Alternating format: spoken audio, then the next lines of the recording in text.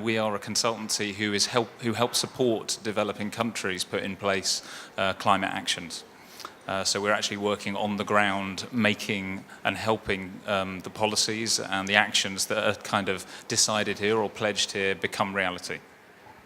Which countries do you work in, and how do you help them to monitor and verify their carbon emission cuts? Okay, so we're working in about 25 countries at the moment, but principally the stuff we're doing on MRV has been in Africa.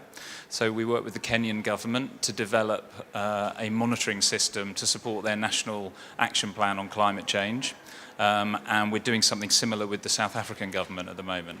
And a really exciting new project we've got is supporting a GIZ working in 4 countries. That's a German development agency, and it's working in 4 countries: the Philippines, Ghana, Dominican Republic, and Chile, to help them with their national reporting.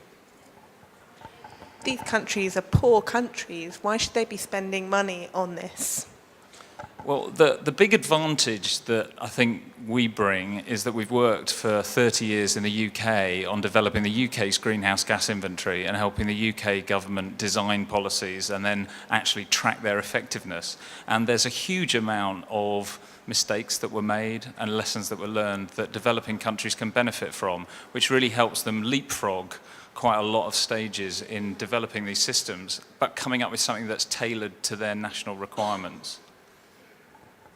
And how can having these processes in place help the climate change talks to progress? Well, I think there's 2 ways. The first way is that the countries that actually have these systems in place are then able to attract finance. So if you're a donor, World Bank or someone like that, you want to make sure that what you're paying for in terms of action is adequately recorded. So by having a system in place to track the effectiveness of that action, it allows you to attract more investment from the World Bank. And the second way, well, and from private sector as well, we always hear about you want investment grade policy. That's what the private sector says it needs. And these sorts of systems and governance arrangements actually give the private sector confidence that the governments are going to follow through on their actions. So how does it help these talks? It allows more ambition.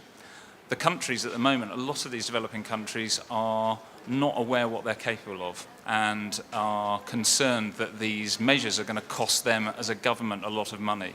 And actually, if you can put in place effective frameworks, effective policy frameworks, then you incentivize the private sector to do more action and you can become bolder in the talks.